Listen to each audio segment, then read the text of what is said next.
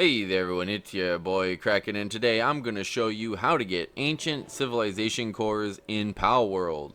Alright, this one's really straightforward and easy, so this video will not be all that long, okay? I will go over the first part on how to get it very straightforward, very simply, okay? And if that's all you need, then you can go ahead and close the video out afterwards. But I will go into detail how to set this up if you need that as well, okay? Otherwise, if you can figure it out on your own, you can just see this first part. All right, you can see I'm at one of these expedition things. Let me bring it up real quick.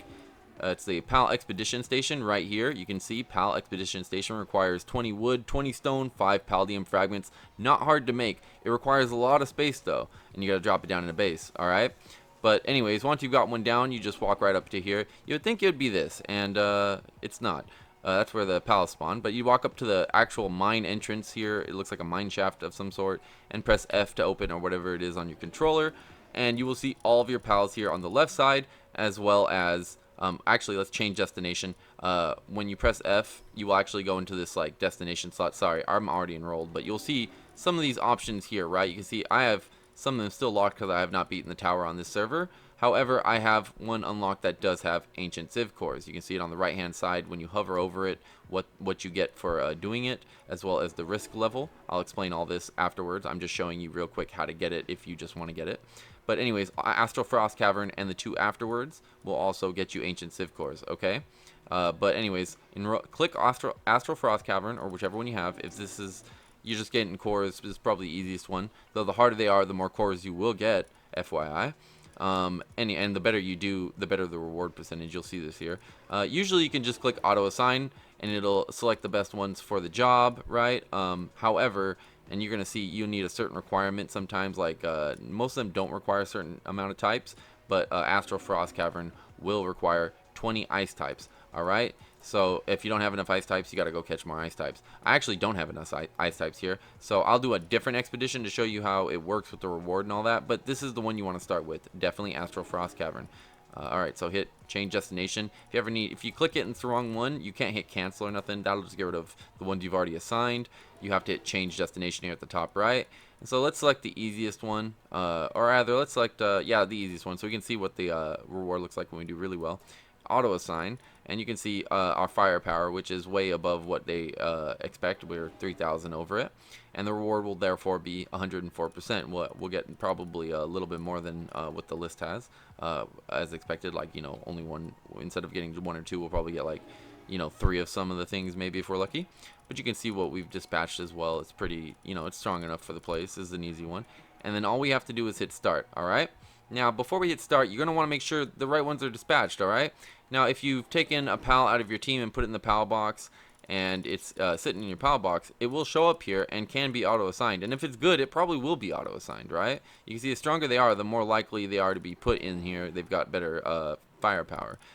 You can see my level 59 Nightwing here has 2817 firepower, and the next one that's even close to 56 is way lower. All right, and when we get to the bottom, 505, like it you know, really doesn't compare to the top. So they will be assigned if they're strong. Okay, but keep that in mind if you need them for your team, because once they're assigned, they have to go through this and until they're done, and before you can use them on your team or put them out of the PAL box into your base or whatever, they're stuck here. All right, until the thing is done.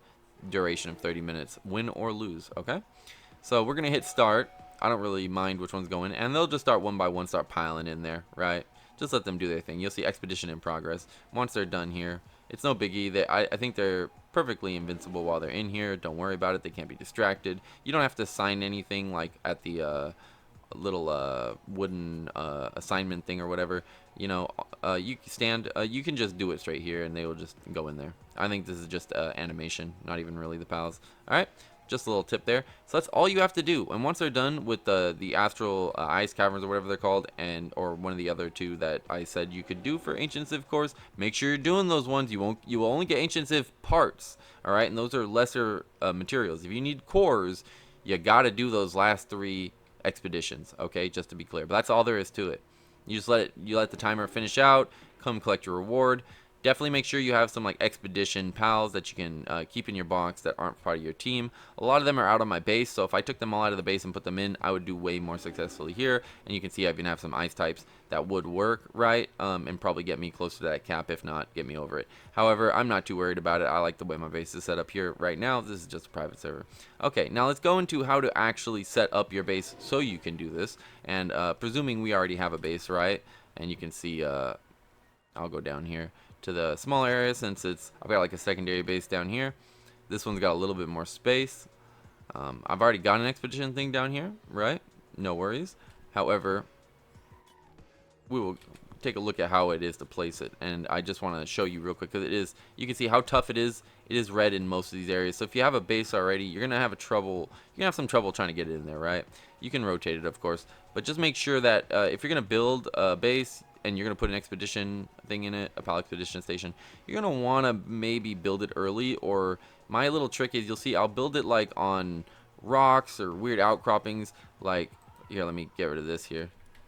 So this one's in the middle of the lake, right? This is not a natural structure. I put it in the middle of the lake. I was somehow able to get it to fit. It's even slightly outside. So you'll have to worry if you're placing things like this. I don't know if this decays as a structure, but it definitely will. If it does decay, it definitely will because it's outside, right? Like so. But you know, on my server, it doesn't decay, or at least it doesn't decay fast. I'm not too worried about it. Whatever, you can repair it. And the one up there is on some rocks, right? So I bet you we could probably get a little clever on this side here, and the tree might be in the way. Oh, it's too close. Oh, okay, the reason we can't place it is because this one's here, right? But anyways, building two of them together in the same base is just not feasible. But yeah, that's all you need to do. Just place it down like that. Make sure you've got the space. And I would just want to explain some of these things a little bit more as well. Okay, so Astral Frost Cavern.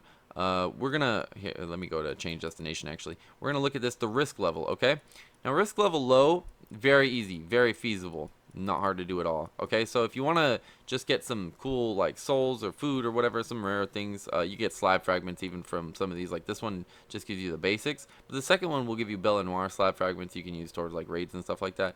But mediums, okay, they're a little tougher, totally doable still. Okay, once you're like, I'd say level 30, 40, whatever, you're probably all right. Okay, and you've got enough pals on the side. For all this, you're gonna want to catch plenty of pals. You should be catching tons of pals. Fill up those boxes, right? Get them in. All right, for that risk level high, you are going to absolutely struggle. Okay, to be absolutely fair, I mean, maybe if you're really good, you got everyone on your team that's extra for these sort of things is level 65 or whatever the cap is. They've got great skills. You're not gonna struggle that bad, sure. But if you're just like me, a regular player who hasn't like, made the perfect team of like, what is it, 20? Yeah, 20. Mons, or I'm sorry, pals or whatever. I almost said the wrong word there. But yeah, if you don't have 20 of them to put in that are all capped out, yeah, you're gonna struggle like me, right? So but anyways, this one's tough as heck. Okay, I don't really suggest it. I usually, because you will get some Blasphemous Rue and Xenolord slabs from these two, which is great. Xenolord is very cool, and Blasphemous Rue they're both very tough. But this one's a little easier, so I do suggest if you're going for HSIF cards, cores, just go for Astral Frost Cavern and deal with the fact you're only going to get a few, and just build as many bases as you possibly can. In the server settings, when you set up your world, if you're a single player, you can tweak this. If it's multiplayer, sorry, the owner has to tweak it, and only they can. But you can change the amount, and by the way, you can change this even after the server has started. You can change the amount of bases you can have, and all that, so tweak it so you can have more bases, and make more of these PAL expedition stations at every single base. And if you can get enough pals for it, you will be able to really rack in the cores and parts as well. There's just tons of great things you can get from it. Alright, excuse me while I get attacked here. But that's all there is to it. Pretty straightforward, pretty simple. Don't worry about like firepower or nothing. I mean, you can, but it's equivalent to level and like just how good they are, right? So it's just like level, what skills they've got, what traits they've got, stuff like that. So don't stress too much the firepower. It's automatically calculated. It's basically equivalent to how good your pal is. So if you use it on a team, right, it might be good for that. If you can spare to take most of your team out or whatever, right, your party, and put them into the pal box to use for that, that's probably the best because those are probably your best pals, right? Okay, so if you really are struggling with it, try using your team in putting them in the pal box and using them for that. They'll get auto-assigned if they're your strongest. All right? So good luck with that. That's all there is to it. pretty straightforward. I will mention that there are a couple other ways to get ancient civ cores, like opening those golden treasure boxes on the high-level oil rigs, or there's also I think there's a PAL that drops them. I think like Blasphemous Rue and Xenolord I think drop cores as well. Don't quote me on that, but if you do the raid and defeat them, I think you do get cores. But again, it's only a couple of cores. It's really not worth it when you get a couple of cores for every expedition every 30 minutes, and you'll see a lot of people will suggest that. Okay, and I highly suggest it too. Forget about trying to get it anywhere else. Just do the expeditions. Okay. Good luck. If you have any questions, feel free to leave them in the comments below. I'm always glad to help out. I love to answer the questions. You can check my other videos. I respond pretty quickly and pretty often. If I missed you, I'm sorry. Leave another comment. I don't mind. I'm not even saying that for like engagement purposes. I'm saying that because I really would like to answer your questions. And I do check this pretty much every day. So, you know, good luck. Good luck, really. Anything I can help with, please let me know. Have a good one.